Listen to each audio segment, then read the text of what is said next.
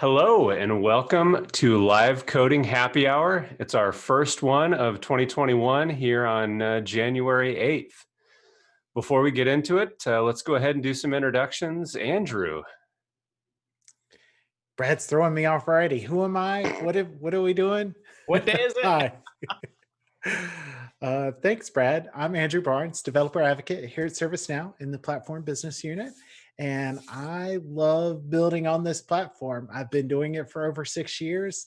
I've been a developer advocate for over 2 years now at ServiceNow and had previously been a partner and a customer of ServiceNow, building on our platform and doing interesting things. I'm excited to be here with you today.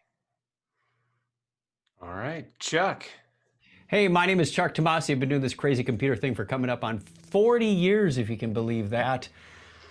Oh, I've been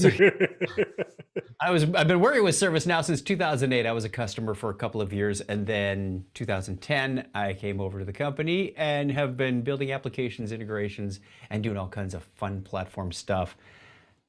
Having a blast. Awesome. My name is Brad Tilton. I am also a developer advocate here at ServiceNow with the developer program. I've been developing on ServiceNow for about 12 years, doing all sorts of things. I've been with a customer, a partner, and I've been an employee for about the last 4 years. I've kind of always focused on building custom apps on the platform and doing front end and process development. And I love developing on the platform and am excited about today's topic.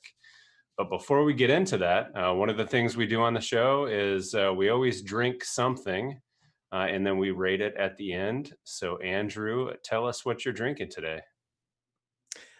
Today, I have got a Vienna Lager from Devil's Backbone, which is one of my favorite beers. So pretty excited. And there were only 2 choices. It was Yingling and this. There were 3 beers in my fridge, and there were 2 Yinglings and this. So it was an easy decision. Chuck, how about you? I am going to have to reach behind the bar. Pardon me, Mr. Dalek. There we go. I've got good old Moosehead Grapefruit Radler.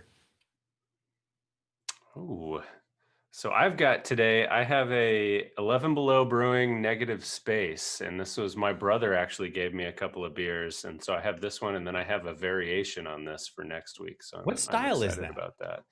It is a stout, but it's got some spices in it, so I'm excited.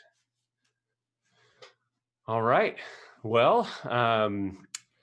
I am excited about today's show, but before we get into that, we've got a couple of things to talk about and announce. So the first one is our Quebec release is coming up.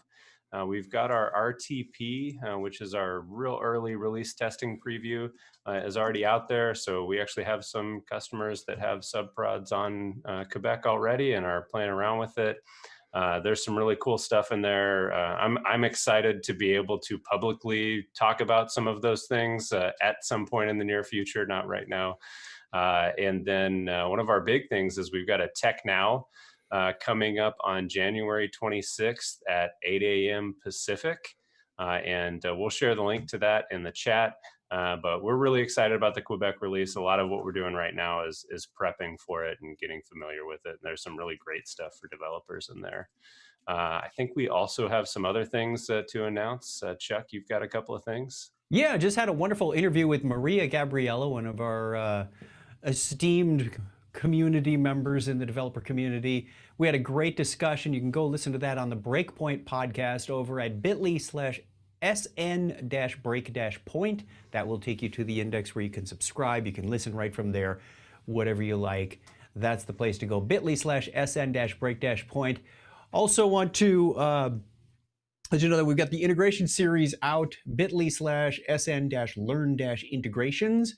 We've got 15 episodes out. I'm hoping in the next few weeks to get another 3 out on email. Email is actually a form of integration, if you forgot. It's kind of the lowest common denominator, and use it in brute force cases only, but it could be used for integration. You think about when you reply to a message and it goes into your incident, that's an integration. You're actually updating a record from an email. So we'll have those out. And then, of course, we get into the big chapter of web services that will be coming out later this year. Also want to give a quick shout out to Ankur Bauerskar for becoming the top position in the community this past week. Congratulations on him. He should have the big applause. Wow. Someone, after over more than 4 years, someone has kicked me out of the first place position. So good on him. We're very, very grateful to have people in the community that are contributing, and he continues to knock down those questions as fast as they come. That is impressive. Unseating the undisputed champion. Records are meant to be right. broken. Not undisputed anymore. Yeah. Awesome. Thanks, Chuck. Well, I'm excited about today's topic. Authentication is not generally something I get excited about or is one of my strong points. I'm glad you're excited about it because I'm not excited and I'm the one driving. I'm excited to do some learning today because I know that you've got some nice stuff for us. So I'll go ahead and turn it over to Andrew to talk about what we're going to do, and then go ahead and drive it. Before we do that, if you didn't notice, if you've been here before, Brad gave the intro today, and that is because we're shaking things up a little bit here. And with that, with the new year, Chuck, who has been on a gazillion of these shows, is now also a primary host. So welcome formally. This is now a Chuck show as well. And we'll be rotating between us hosts on who is the primary host for a given episode. So you'll still see all of our faces coming through, but it won't be just me doing the intros and keeping the show on the tracks. We're sharing the load, as it were. I feel like I got a promotion, because I was on episode 1 with Dave and Josh. Yeah. That's been doing it longer than we have, but yeah, I think if we counted them, we've probably been on about the same amount of the shows, Chuck. You might even have more of them than I have. But thank you for being such a great participant on these shows, and we're glad to have you as a developer advocate, and working together. So thank you, Chuck, and thanks, Brad, for doing the intro. And let me go ahead and start sharing my screen. Let's see. I'm going to do a whole desktop share, so you need to let me know how that's working out for you, Brad, because I'm doing multiple screens today. We can see granting your bot access is the top of the screen here. Does that look right? We need to move that around. Where is it? Yeah, that's fine. That's actually fine where that is then.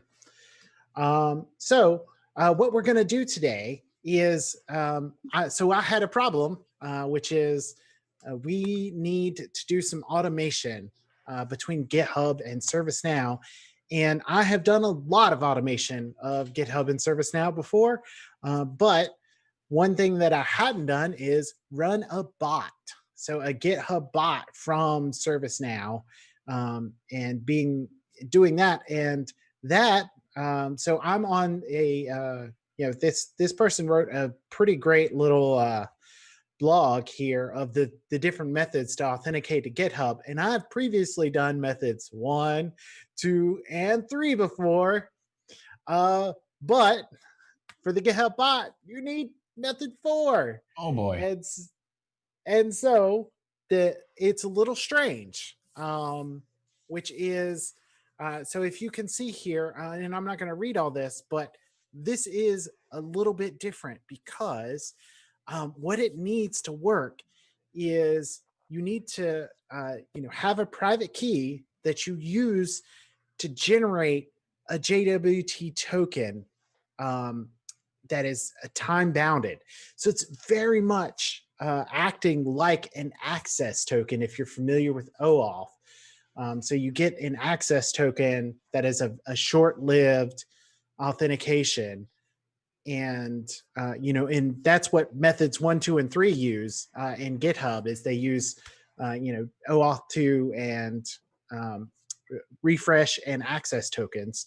But here with the bot, you need to use a JWT token. And that is not something that is easy to do. So I have gone through this and done most of the work for this. And I'm gonna go through it again with everyone here today. These are not like polished things, so we're still gonna run into errors and we're still gonna learn some new things. But we won't be fumbling completely in the dark today because I have successfully at least done this once previously. So yeah, if I can jump in, I'll tell. There was an internal development team that couldn't make this work, and Andrew had to come in and come to their rescue earlier and make this work. So, yeah, he's sharing with us. So we're gonna follow this. So we've already done the register a new GitHub app, and now we need to generate a private key. So I'm going to come over here to GitHub and I'm going to click generate a private key. And this is where I'm going to need the private shrubbery, sir. Ooh, I know how to do that. We are shrubbed. We are shrubbed. All right. Let me drag this over to the side and kill that. And all right, generating a private key. So I click the button and oh, that downloaded the file. That's great. That's actually even better. You can remove the privacy shrubbery. All right. So the SHA-256 on there is not a problem with your privacy? No, it is not. Okay. So that that's just allowing me to be able to validate that that nothing's gone wrong. So I've got this PEM downloaded. And I'm going to move this over to the side, and so I have it accessible. And let me go ahead and open this up, and then I'm going to show you like part of it. Come on. I want you to open in a file. Do you not want to open? 1 second. Megahertz Prayer was saying he loved that comment on their documentation that says not officially documented. I saw that in my said it's perfect for live code. Yeah. So here, I'll show you part of the key, which doesn't really cause somebody too much start problems. typing. Won't do you much good. So here's what this looks like in the PEM file. And so I've got this file now, but if you know a little bit about ServiceNow and JWT, you can't directly use that file. So we do have some documentation on how to, set up an OAuth provider with JWT bearer grant type, which has some of the steps that we're going to need to accomplish what we want to do. And some of them. Nice. So the first thing is we need to upload a Java Keystore certificate. So there are different storage types for keys, and JKS's is one, PEM's is one. There's some open source ones that's like PKS 12. And so we need to get our PEM to be a Java Keystore in order to get it into our ServiceNow instance. Okay, so you were issued a PEM. Yeah, I was issued a PEM, but I need a JKS. And we need, is there a conversion utility, he asks? And there is some conversion utilities, he asks, and gets answered.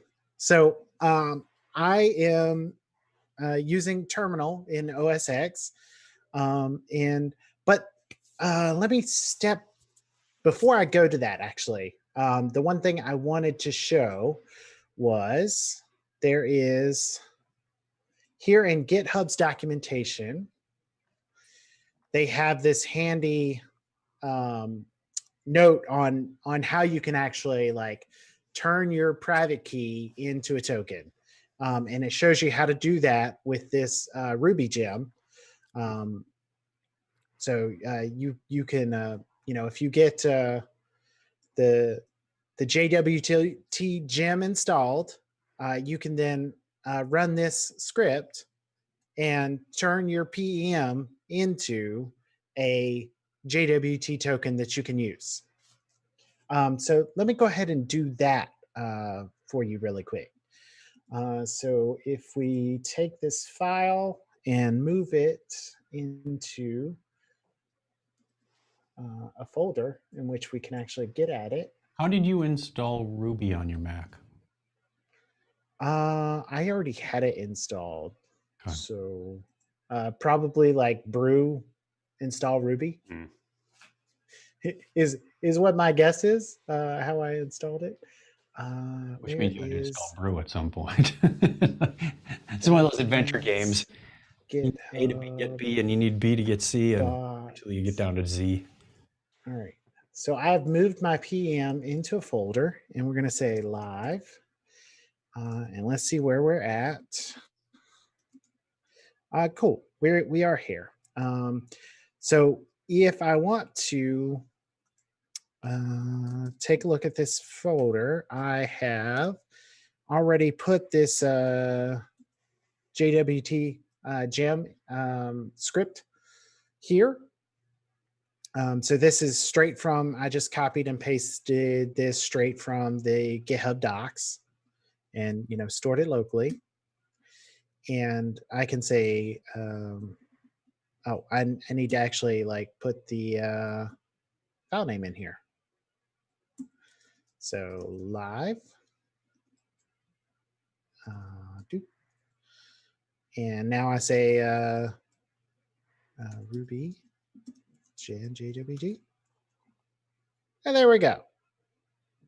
So this is, and I can come over here to Postman.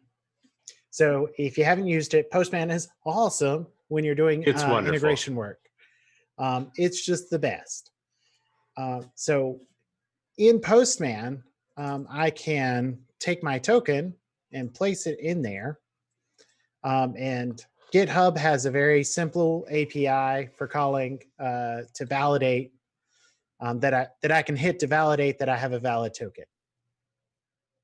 And the winner and is? It says, cool, you have a valid token. So this is now, I can access and act and engage with my bot now with this token for 10 minutes. So this is what I want to do, but in ServiceNow. Okay. Make sense what our problem statement is? Yeah, so you need to use the PEM in ServiceNow to generate this token that'll be valid for 10 minutes. So you need ServiceNow to be able to get a new token all the time. Yep. All right. So now that we've done that, let us return back to our terminal, and we are going to do some little conversions to get from RPM to JKS. So we're going to use OpenSSL, and I've actually got this over here. So we're going to do a new key, and a new OpenSSL record, and we're going to use our live PM key. We're going to make this certificate for a while. We're going to make this an X509 certificate and live key, no, live out key and live out cert. And why don't you like me? Days? I think you had day in there. A no option day. Very good. Good call. Just a fast reader of the docs. That was a good catch. Days. Oh, what now? Uh-oh. Oh, Key Unknown out. option key out. It's not key out. It's just key. You already have a dash key. It's no, it's out. What is the command? It is dash key out arg. You just forgot the dash. Oh.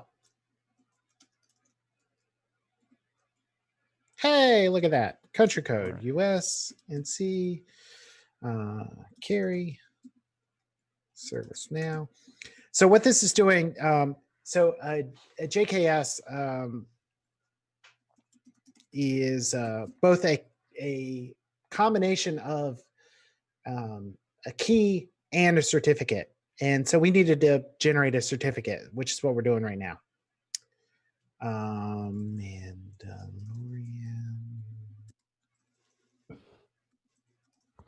that's an instance name for anyone who's not.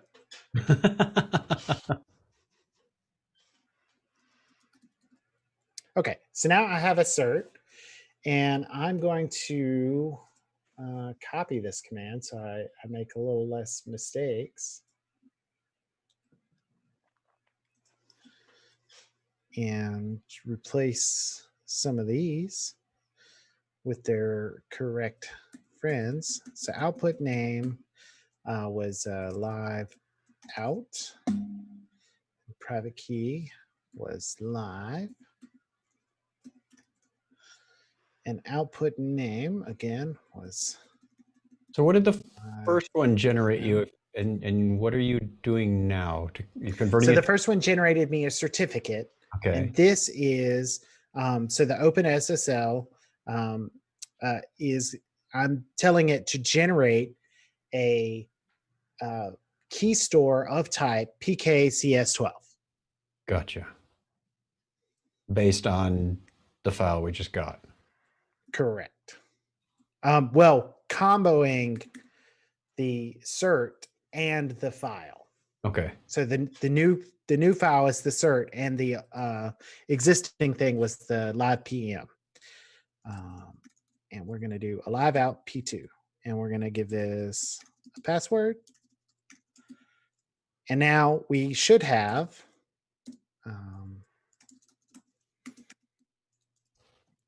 a live out P2, which we do.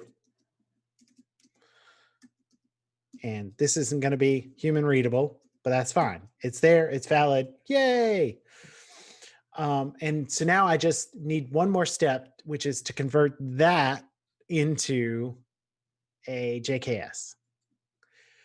So there's a different command that's built in out of box in OS X. I am which still is referencing this video when we get to the authentication part of the. This is like 90% of the reason that I'm doing this show this way today is so that I have a record of how to do this for the next time I need it.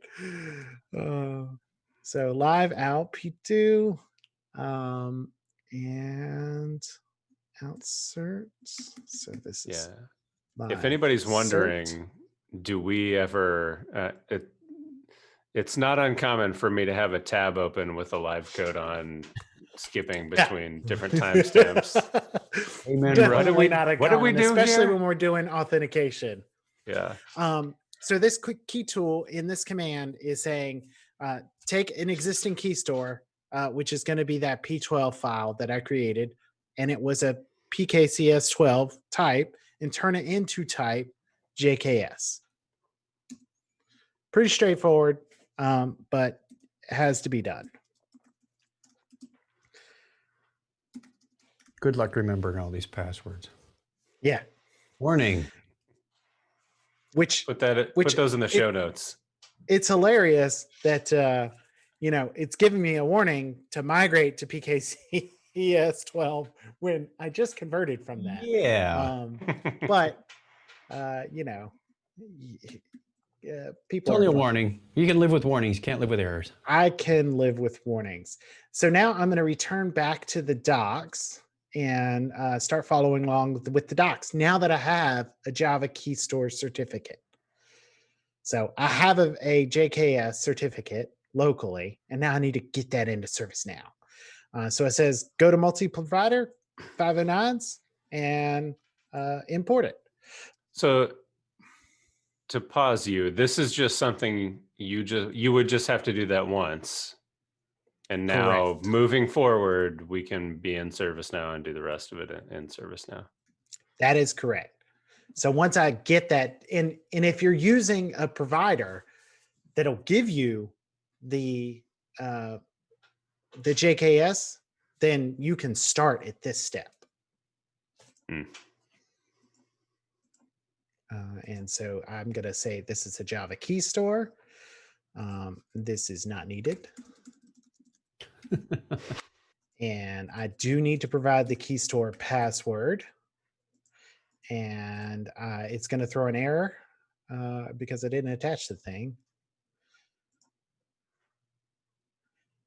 So we need the JKS. And does this ever expire? Because you had a 365 in there somewhere. So it will expire when the cert expires. Okay. And there's a field in there that says notify on expiration. So theoretically, you get an email to that person. And this will, there's a scheduled job that does this. I just click this UI action to validate whether or not this Keystore is valid or not. And there's a scheduled job that runs, I think weekly or something, maybe daily, but it runs and checks all of your 509 certificates and will issue a notification with this date before Nice. to the system administrator when there's expiring certs in your ServiceNow instance. So you can go back and watch this video and do it again. Yeah. So the scheduled job will know when it's going to expire, or just that it is valid? Oh, it will know when it's going to expire. Okay. It'll introspect it checks the cert to see when the expiration is, and then sees if it's within 20 days of now. And if it's 20 or less, it sends the note. Cool. All right. That's nice. So we've done that. And so it explains all those fields for you. And now we get to go to the JWT Keys area and set that up. So we're going to create a signing key record. So let's do that. So we're going to change this to JWT. We're going to click JWT Keys. We're going to create a new one. And we're going to say this is the SN bot for LCHH. This signing key is the second password that this is the first password you put in. The JKS was the second password. So this is the first password. And the signing algorithm will depend on, which system you're trying to connect to. So we are, the GitHub instructions do specify that you need a 256. So here over in the GitHub docs, it specifies that. So that is what we need for this one. And we need to save. And it's going to say, hey, you need a signing Keystore. So we need to create a signing Keystore. And we just need to pick, come on, close. We need to pick the one we just created. There we go. So this signing Keystore points to that 509 certificate JKS that we Why don't they just make that field generated. mandatory? Hey, I just work here.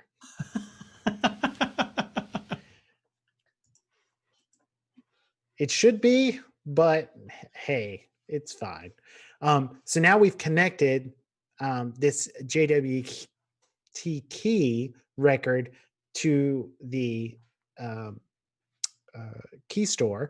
But the next step over here in the instructions. We don't need to worry about key ID, I take it? I didn't hear you, Chuck. We don't need to worry about that field key ID? That's correct. We do not. And for our use case, we are not, because this is when you need multiple keys, and we are only going to use one. Sure. So now we need to set up the provider. So all of that is infrastructure so that we can actually like use it. So now this is and we are going to pick that configuration that we just created. How long have we had the JWT stuff in the platform? Do you know? So that was Orlando. Sounds right. I remember a JWT release. And that was this time last year. Because I remember doing our some of the last episodes with Dave Slusher and I on the show here, and we did we rolled our own JWT signing, and that was a nightmare. Well, we have Josh Narius and his team to thank for all this implementation. Yeah, so right. Josh is awesome. So we've now connected all of our pieces. So the provider is really the thing that you interact with, and it needs to link to a key, which links to a key store. One of the things to note is if you need a special configuration here in the script. Here in should be, am I clicking the wrong thing? Should be this record. Where is the? Did I lose myself? I did. Yeah, I was already on the screen I was looking for. That'll get you. If you need to build a custom script on top, so if it requires you to set some special parameters or do something weird, this is where you do it. Is in this JWT API script, which is just a reference to the script include table. And there are two that are provided out of the box as both things you can use and as examples to, and what these do is the token internal restricts that to only logged in authenticated users can do it. And then JWT token restricted can apply more constraints than that. So like a particular role, for example, is when you would use this.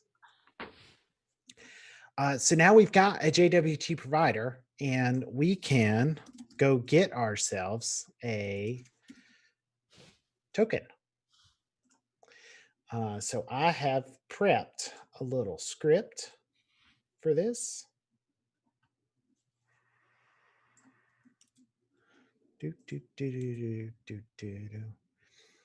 So what we're going to need is our provider record. And we're going to need the sysid of this. And we're going to put it somewhere. Where it says replace with sysid? Oh, yeah. Right there. I was looking for a sysid, and I'm like, sysid shouldn't be that hard to find in here. Be sure to run this in global, kids, because gs.now is not scoped. All right, it looks like, and I'm going to just delete that. So these things, this in my payload, so I've built a payload here. And the reason that I've passed these particular parameters are specific to GitHub's requirements.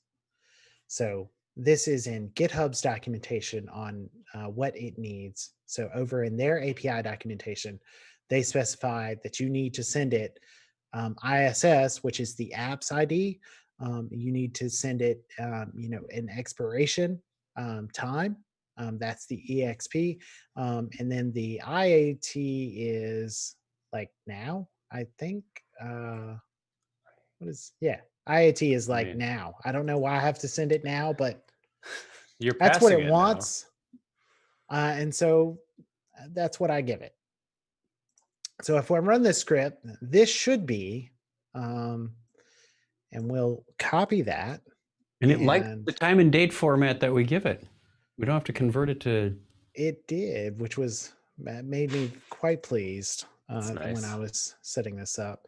So if you do this wrong,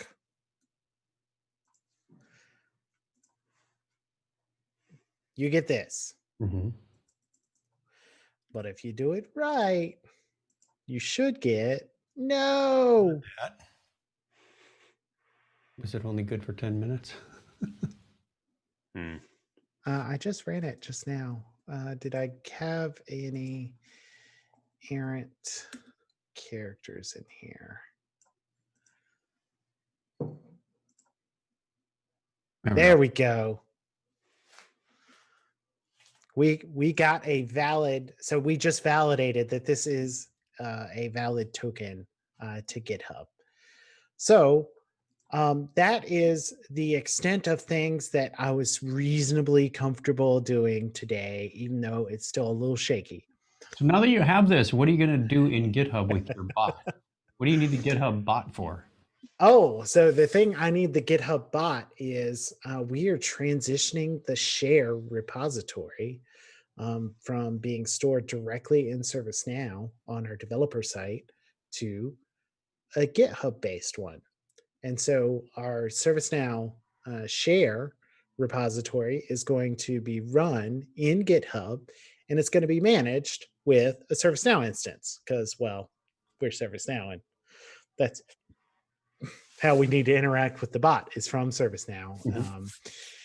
And so, but the next step that I'm not even sure that we can do, and I asked, and the people who built this said that you can't do it, but I'm not sure that it's true.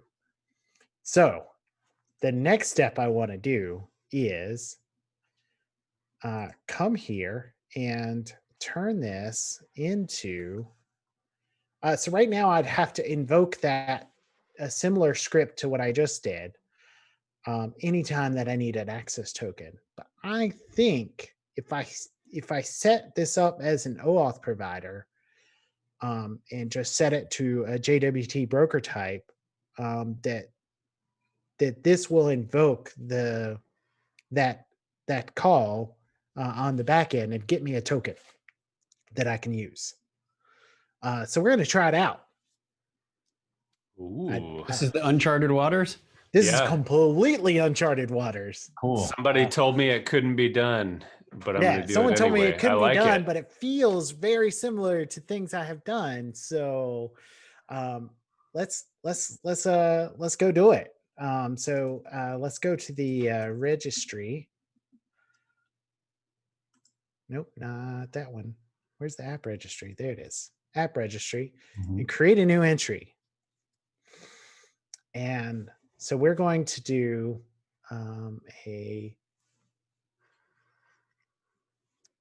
I want to do this one, but I don't think I can. So we're going to connect to a third-party OAuth API. So GitHub Bot. And we need to make this a JWT bearer. And yeah, see, I'm not sure about these because I don't have a client ID and client secret.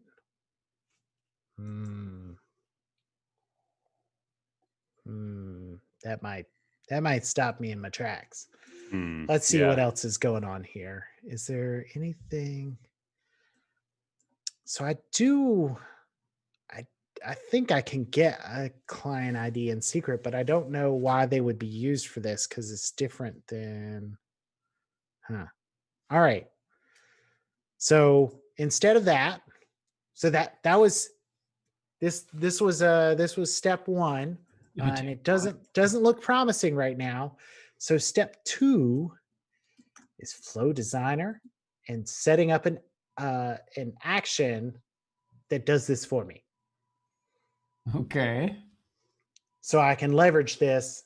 How we're gonna, the team that's building the bot integration is going to leverage Flow Designer and to interact. And so I want to be able to provide them a action that they can put inside their subflows or whatever, that whenever they want to call their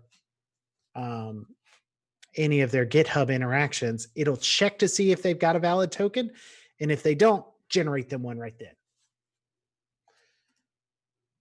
Let's give it a try. So let's do it. Let's build a new action. Get GitHub JWT token.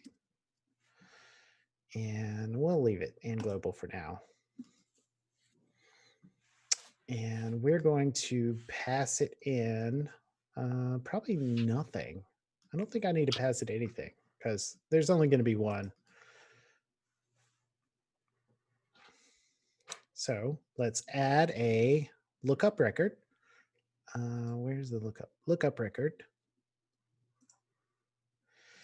And let's see if, will it even let me look up? Ooh, maybe. The token table. OAuth credential table.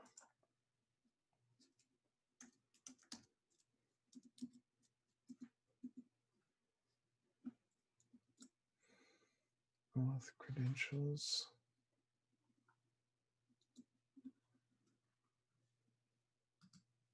Was it that one?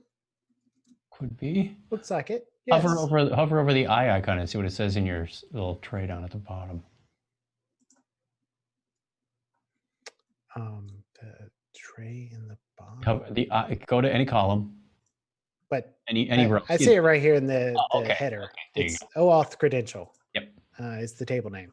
So I've got the table name. And so what I want to do is look for, so I'm going to store a token in here. And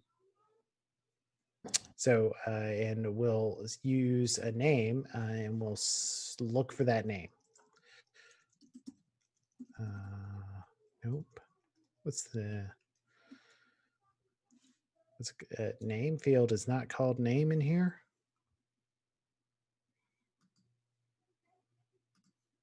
Okay. Well, what's the name field? Where would it come from? Oh. That doesn't make sense.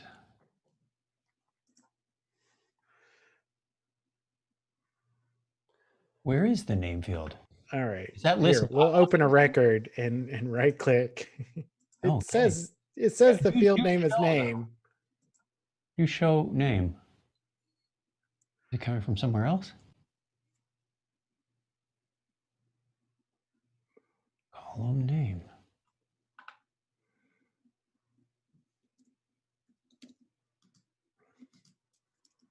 How is that not a thing?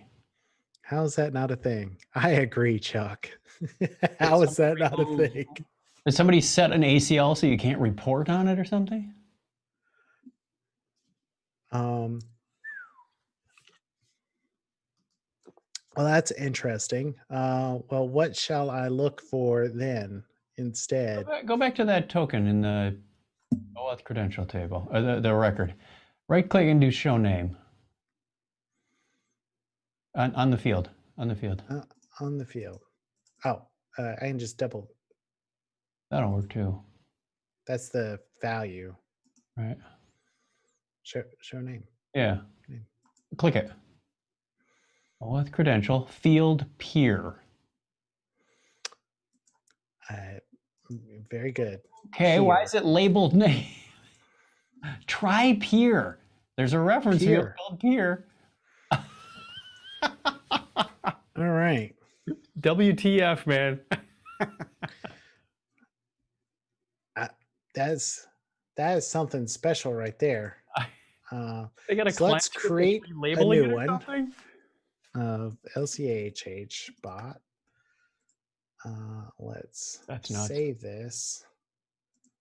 Let's return to the table. Let's add the token field. Let's grab the token. Let's drop the token in there. Come on, let me put the token in there.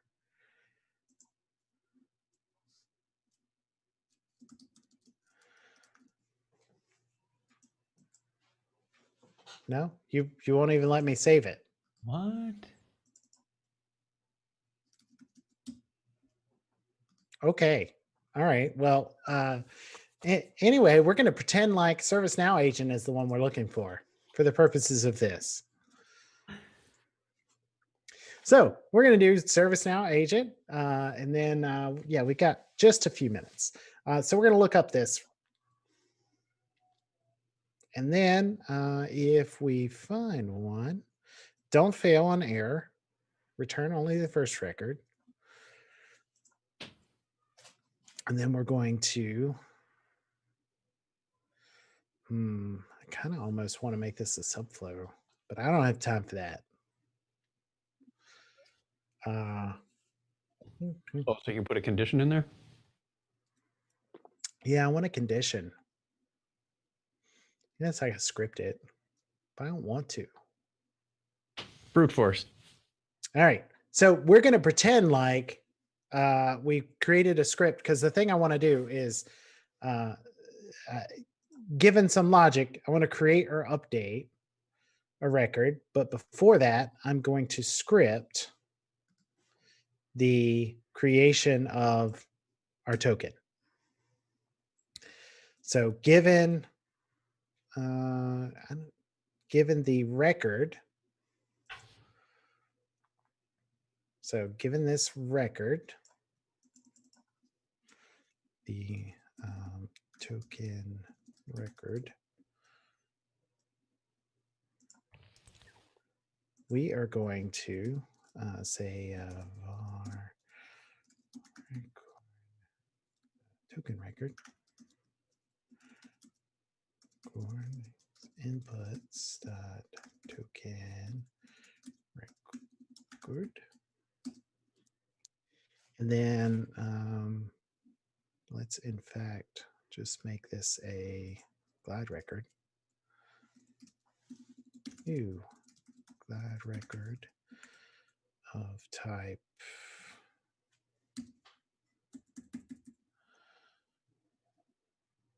OAuth credential. OAuth credential. And we probably need some quotes around those suckers. Oh, really? Aww. You know when that happens. And then we're going to, token record.get.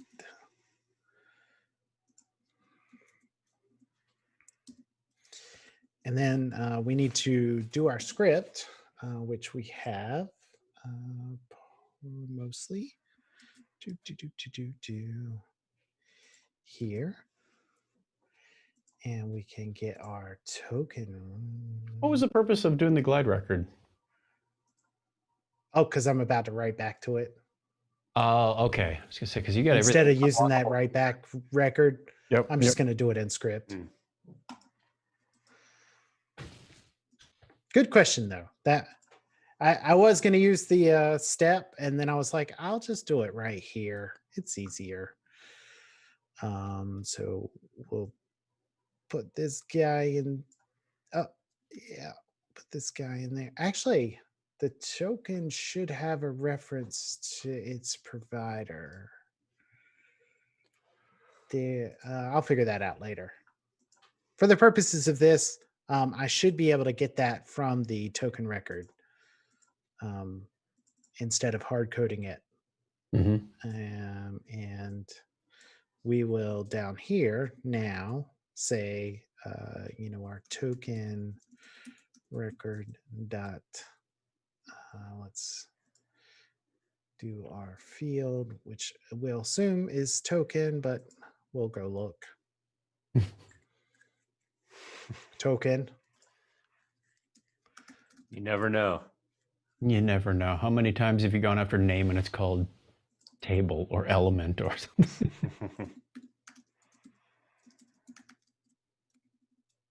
No, table is often called name. So all I really need to do is update the token field with the JWT that I just generated and update the record.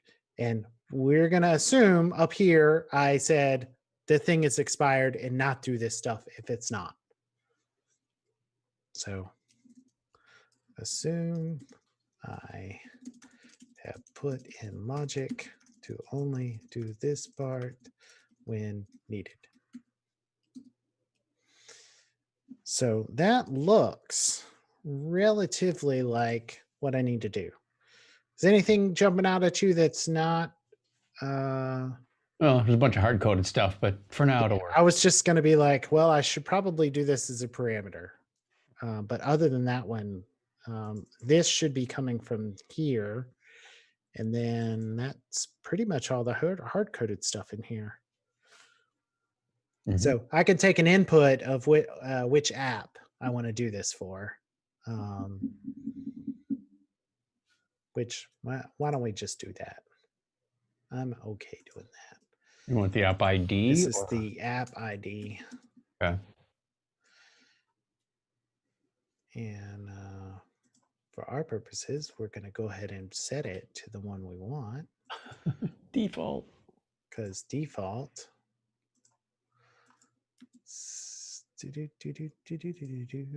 And now here, we're going to app ID. And we're going to feed it in our app ID. And then down here, we're going to replace this with inputs. Hey, thank you for trying to help me, buddy, but you've already got one. I'll use that. But that's not what I wanted. That's Clippy helpful. That is Clippy helpful. That actually looks like relatively what I want. Don't hit delete. And then I don't think. I think that's what I need.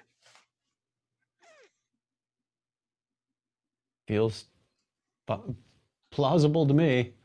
Let's run it. Test. Is it going to work? Nah, who knows? Never works first time. Let's see. Let's go look at. He wants to see the record first. Nothing. It inserted a record. It inserted a record. That feels like a win. It didn't put a token in the token field, but I think that's a problem with this table, not with the. I think the table is stopping me from doing that. I think this table is preventing that. Yeah. So it generated this, but it didn't put the token in there. And I think that's because the table's stopping me. That feels like a win, but let's see what was generated.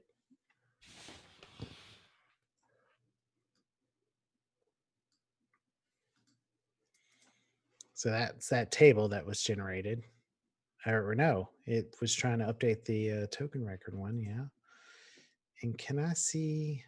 No, I didn't put a log or anything. Let's log it. Let's log our token.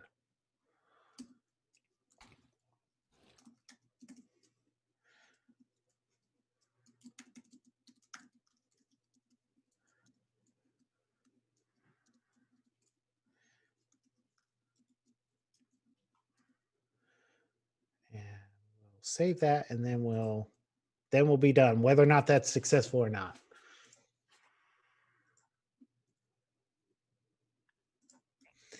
Let's take a look at the logs.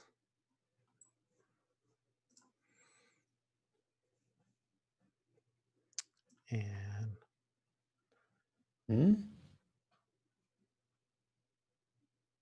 You throw that at yep, Postman. throw that in a Postman and see if it's happy.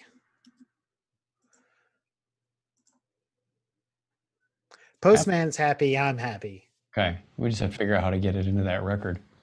Yeah. So I am going to stop the share. All right. Well, that was a ton of content. And for those of you that don't deal with authentication on a regular basis, you're welcome that you don't have to. But when you do run into these interesting cases, there is still quite a bit of work that needs to be done for some of these authentication types. The further you get from the super mainstream authentication, the less we have made it awesome in the platform, but it's still functional. Like I was able to do it.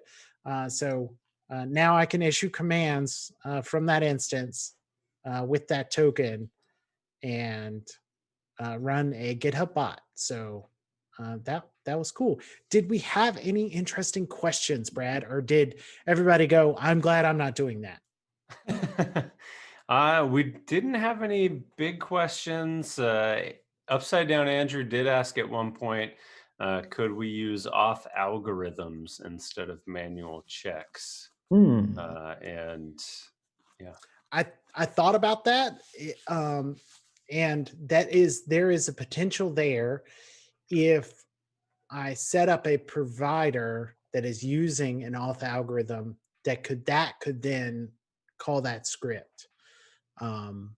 So potentially, I haven't worked a ton in the auth algorithm area, and that was one of the first things that I tried to do with this. But then I was having other issues, so I didn't return to that. So potentially, I'm not sure. I'll have to check it out. Any other ones, Brad?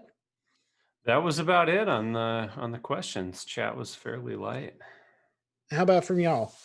Was that consumable? I know that was kind of it was a super technical show today, and so with some weird authentication things, but I hope I made it consumable.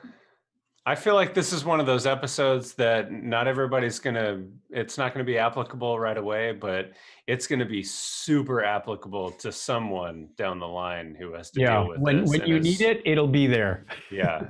How long did it take you, Andrew, to go through that first pass to get all the key things installed and conversions done and get it to go, all right, I got it working once?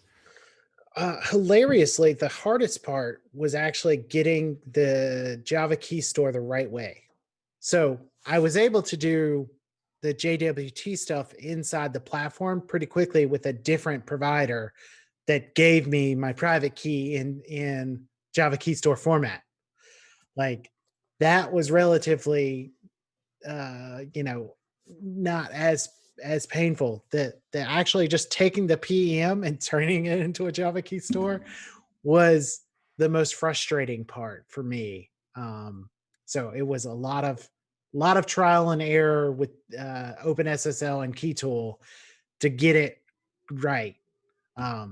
So that took me probably,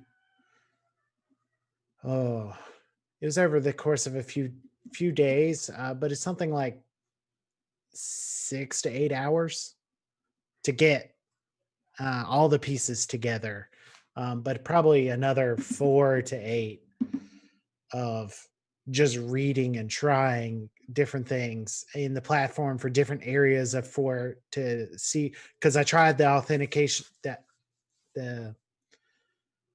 algorithms area. I tried the OAuth bearer first, like lot of different places this could have gone.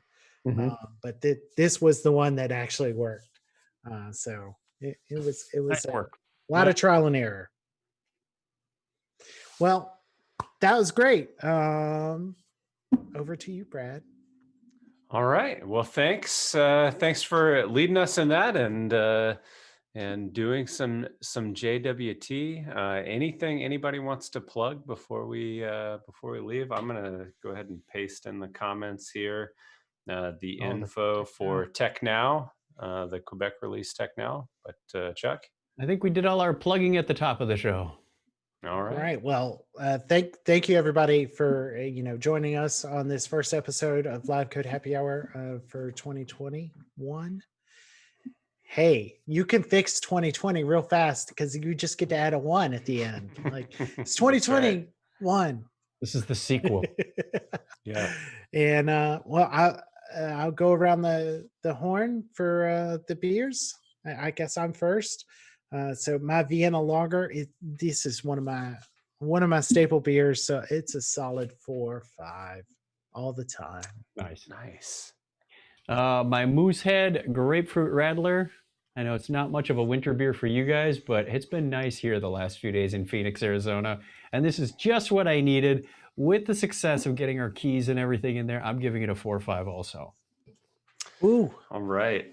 This is my Negative Space from 11 Below Brewing, which is fairly close to me at about an hour away. It's one of my favorite beers. I'm going to give it a 4.75 because I love it very much. We never have 4.75. Maybe the highest grade I've given a beer on the show, but I like it a ton.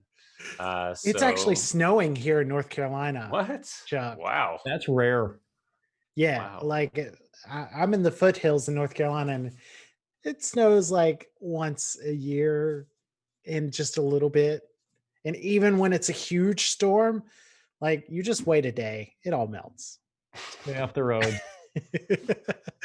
We don't even try and drive in the snow here. We just wait a day. I always laugh because we had my old company, we had an office in Raleigh, and every time it would snow, people just didn't know what to do. They didn't own shovels. I saw people trying to shovel with their frying pan. I saw people using like cafeteria trays. It was great. Yeah, it is. Raleigh is a fun. There is a internet meme from about 5 or 6 years ago from Raleigh where it snowed like 2 inches one day in Raleigh, and the picture is like there's like 2 or 3 cars on fire on this one road, and like it's like an apocalyptic disaster, and people have added like aliens attacking to the picture and stuff, but really without any editing, the picture is ridiculous. So I lived in Raleigh for a long time, and they really everybody should just stay home because it's gonna melt in a day or 2. Yeah, we have about an every 10 years snowing policy here in College Station outside of Houston. So, all right. Well, thanks Andrew, and thanks everybody for joining us. And we'll see you here about the same time, same place next week. Thanks, Bye, everybody. Take care. Bye.